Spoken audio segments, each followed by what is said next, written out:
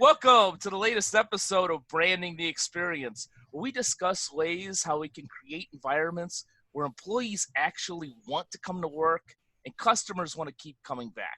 I'm Ken Bader, your host for Branding the Experience.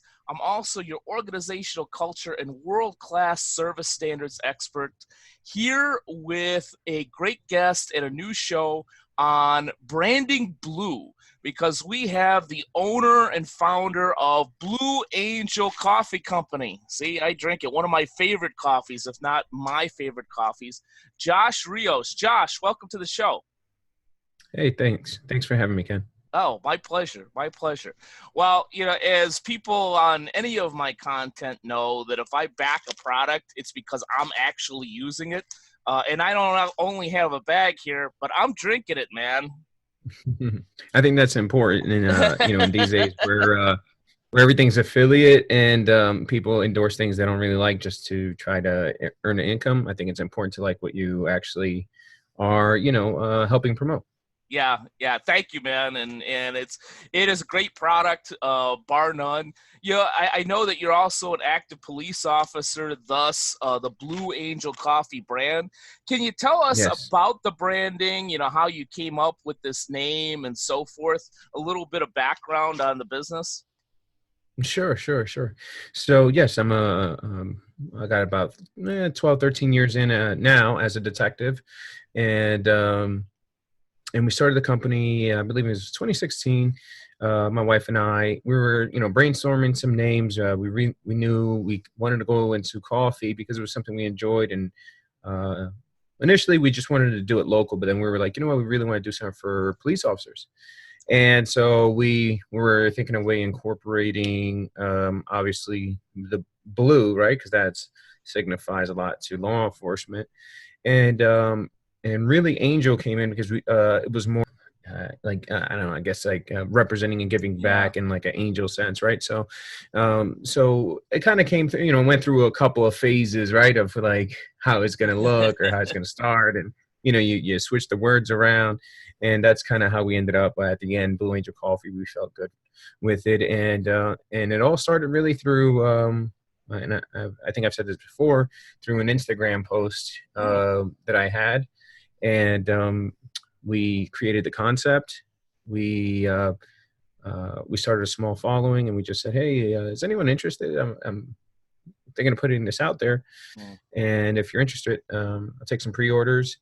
And I got a bunch of pre-orders. Then I got nervous because, this wasn't actually like a full thing yet. Now and I was actually like, have to do this. People want this. Yeah, right. So it's like, now I actually have to produce it all, and I wasn't really set up yet for it. So it, lesson learned. It took about a month or so to get those orders out, and I was like, oh my goodness, I felt so terrible. But it worked out. I started with one single bag and just on an Instagram post. Yeah, nice. It shows how, just a little bit of social media could go a long way. It also shows, and this is a good point from a learning perspective from our audience, is you need to have a story, behind it. That, branding, is less about the logo, and even less about, some type of marketing slogan. It's about your unique story. It's Sure. about, because, no offense, but there's a lot of great coffee out there. Yours just happens to be great coffee as well. But right. There are people that want to work with small businesses. They want to support a cause. They want to be a part of something. So when you're drinking Blue Angel coffee, not only are you getting, a great cup of coffee, a great brand of coffee, but, you're also part of a community. I'm not a police officer. I support police officers. I'm happy to support something like this, because of what I believe in. So telling your unique story through your brand, is very important, and it sounds like you're doing that.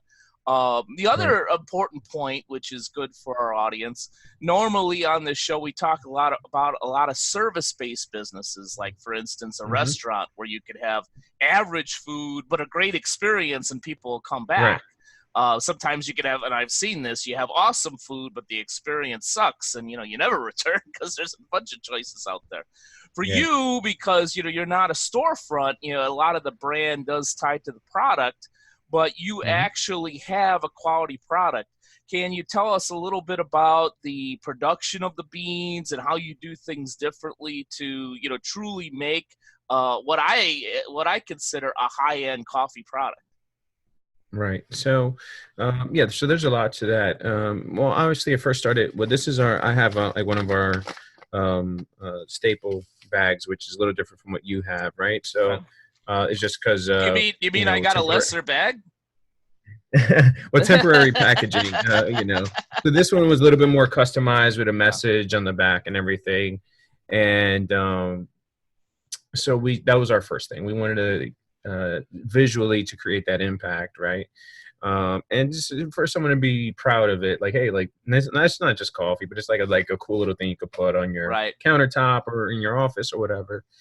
And I knew that not only from my own experience, but just from in general, I wanted a high quality product. So, as you dive into the coffee realm, that you're looking for specialty coffee, which is a higher grade, right, compared Yeah. to other brands that you find at the supermarket, which is Folgers or whatever. Yeah. and and I also knew that um, you didn't want it sitting around for a long time, Right. right? So you wanted to be able to roast it. So like when you get something, Ken, like because you order from us, I mean it's probably roasted a day or two before it actually ships out to you, or if not the same day, right? So I know that time by the time it gets to you, it's a fresh cup of coffee, really, and it just helps, Yeah. with the taste profiles and all that. So when you get it off the supermarket shelf, not that it's expired, and as I said this before, not that it's expired, but it's stale, right? Yeah. So It's it's old. not that it's It's older. gone bad, but it's it's older, right? Yeah. So so we knew we wanted to try to handle that for ourselves, and we had to start small. We had to use other people at first because we weren't set up for it, and then we transitioned to ourselves. But it was all incremental, and trying to keep that quality consistent, and get whether it's getting organic stuff or getting high end green beans, even though we pay more and we make less of a margin. It was just something that I wanted to do, and Yeah. I'd rather take less of a margin and provide a great product for myself, me, because I drink my coffee, right? So it's for Yeah. myself, right? And it's for other people, right? It's not like so that's really how we took that stance on the experience and of the Yeah. brand. Yeah, I will tell you personally, because I am a user of your product. It does become an experience at my house. We get excited when we get the package.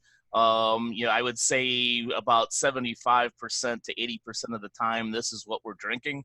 At Yeah, home, I work from home. I'm working from home right now. yeah, But a lot of times you're depending, some months are a little bit heavier travel for both my wife and I, sure. where we've got Blue Angel coffee still sitting there, and other times, Yeah. she's in the office, I'm working from home, so we go through Right. the Blue Angel a little bit quicker, Yeah, and yeah. we got to pick up some crap from the from the store or Right. something. And so, when we get this, we get excited. In fact, my wife is a great cook. Sometimes she cooks brunch for a bunch of friends, Sure. and they've actually gotten to know where they come in and we say, "You want a cup of coffee?" And they say, "Do you have that good Blue Angel coffee, or is it something else?" Definitely. I mean, listen, I'm still active, law enforcement, and I've been in the military, and I'll drink all kind of coffee. It doesn't mean I'm enjoying it. I'm saying I'll drink it, right? Because Yeah, sometimes I just feel that I need that kick, or just out of habit. But if you want to enjoy it, right? If you like drinking your coffee black, you're gonna like it more, right? And yeah, like something like Blue Angel more than if you get something that's more commercial and you know lesser quality. right, right. Yeah, if I'm out and about, because obviously you don't yet at least have Blue Angel Right. storefronts or anything like that. Yeah, yeah. Kind of my go-to coffee on the road, because I live in California, is coffee bean and Right. tea leaf. I think Mhm. that they're a better quality than Starbucks. And Right. also, their message, because I am a staunch supporter of law enforcement. They Yeah. do give free coffee to first responders and embrace Right. that particular profession. So, or multiple professions. So I appreciate that. So I like to give them my business. Right. Talking about brands, let's talk about Starbucks just briefly. Just Sure. personally, as a brand expert, for years, I used to use Starbucks as a positive example for branding. Hmm. Frankly, before the Philadelphia incident and before the Tempe incident, which happened Right. recently, well before that, I stopped using them because I thought that they kind of went away from their brand a little bit. The product was always, slightly above average anyway, and their whole thing was about, being a third place of social activity. And Yes. Yes. Yes. I think they kind of went away from that a little bit in terms of, having kiosks at the grocery store, having, small kiosks off of interstates. I don't know about you, Right. but my third place isn't the, just outside the bathroom in the rest area Yeah. off Yeah. the Yeah. interstate. It ain't made for Right. me. But as a police officer and as a successful owner of a coffee brand, any Hmm. thoughts on Starbucks and what's going on with them lately? There just seems to be a lot of confusion. Sure. I mean, I think it's pretty evident to most business owners that Starbucks has done something tremendous in business in the coffee field. They've really, bust open the doors for better coffee Yeah, or higher quality coffee, higher margins. Because before it was just a low cost. You're getting the vending machine coffee or whatever, gas station coffee.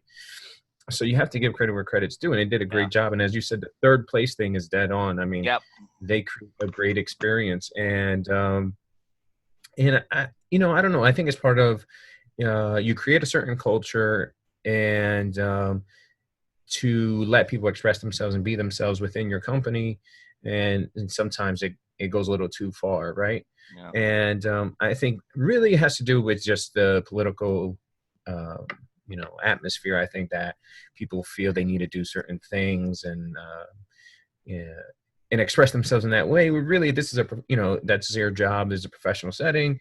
yeah, If you feel a certain way towards police, that's fine, but keep that at home at your own thing.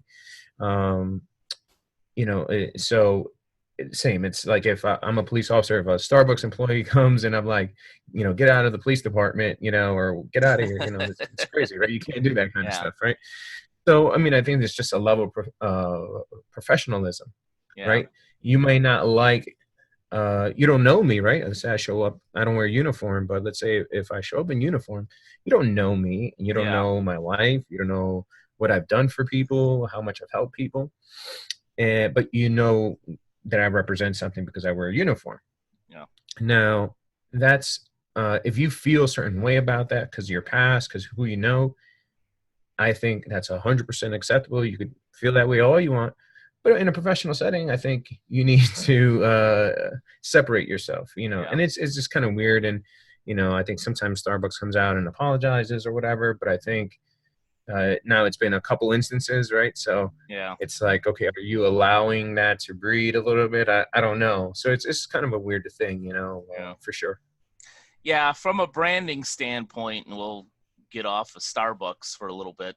Especially, Sure. it was interesting because recently I was talking to a law enforcement spouse, and she was saying that she actually feels sorry for Starbucks. And I think Yeah. sometimes when you get so large, it's tough to maintain a culture. But if you're going to Right. truly have a culture of inclusion, it means inclusion of everybody. If you're going to let Right. people Yeah. just sit around without buying anything, that's your choice as a Yeah. business. That patrons that happen to be first responders that bought your Right. coffee, should be able to sit around too. Sure. But Yeah. yeah, enough about Starbucks. Let's get back to Blue Angel Coffee. Sure. What's next for your business? Are there any plans of growth or new flavors branching out? What's going to be new for your business? Yeah, yeah, sure. Well, there's been we've been kicking around a lot of ideas, and we do have a non-Blue Angel brand that's a local thing. Mhm. But Blue Angel itself, obviously, we want to continue to grow it, but for me, in a responsible way, until I'm ready to really take on Sure. a lot more responsibility, take on employees, all these things. I had to keep it as a small operation, but I think for us, we want to establish that first location really, and I don't know if sometimes I tell my wife. is it a better move to do it through an acquisition of a coffee shop that's already doing well and take it, Hmm. essentially try to buy it over, or to start from scratch, because starting from scratch is no easy feat as well. A Yeah. lot invested, a lot of money, a lot of time, uh, lot of effort. Or as you know, if you uh, acquire someone that's already doing okay and wants to sell, then I could just kind of shape and mold it a little bit Sure. to further our cause. And I'm in the process of doing a few other things personally. I'm in a PhD program and all that, so I'm just trying to finish off a couple of personal things that I just had on my to-do Yeah. list. So and then I was like, all right, I want to take on certain things at a time, and then grow it from there. And for me, it's not like a race, right? For me, it's a Yeah. marathon, right? I'm just like, hey, we're good. We could continue to grow, and whenever we're ready to really go full force, we will. Yeah. Yeah, good point. Do you drink coffee because you never sleep? You're working full time. You're running a Yeah, business. You're getting a PhD, yeah. The kids are. Yeah, I mean, and you got kids too. I didn't even know that. Oh yeah. So yeah, I sleep like 5 hours a day, but really, it's we do have a lot of time on our hands. It's just we got to utilize it, right? And Yeah. it's just Any advice for any entrepreneurs watching this, especially if they're in the process of or have just created a product? Any piece of advice you might want to give them? sure. Well, I think for me, it's obviously Blue Angel wasn't like, not that it's obvious, but Blue Angel wasn't really my first thing, right? Hmm. So um, I just took their approach. It was like, hey, let me test things, and I had a bunch of things kind of fall flat and never gain any traction. But just like I did a little, see what kind of interest is out there, whether it's some Instagram posts, whether it's social media, whether Yeah. just let it get out there before you go and really invest. Saying like, hey, because to you sometimes it sounds like a good idea, right? Yeah. And then you put it out there and people are like, yeah, I don't know about that. So I think really before you fully invest, take a concept, and it kind of like those Kickstarters and all that, but before you get any Yeah. funding, just and I say is go to strangers, right? And that's what Yeah. social media was for me. So I didn't have any of my friends, family, anyone that I knew was on this social media account. They didn't had no idea of it because in other projects that I did, I found that people kind of try to please you or give you like, oh, that's a good idea, Yeah. and then they'll never buy it or Yeah. they Then won't they even. don't open up their wallet. Yeah. I joke about Yeah, that yeah. They will sometimes. not pay for it at all, and or they'll be like, oh, that's stupid, and then other people love it. So I think I operated Blue Angel for a year, and no one even knew it was my company. Like people Mm. were seeing it because I used to run ads heavily, in through social media because I was trying to get some traction after I got the initial interest. I was like, all right, let me put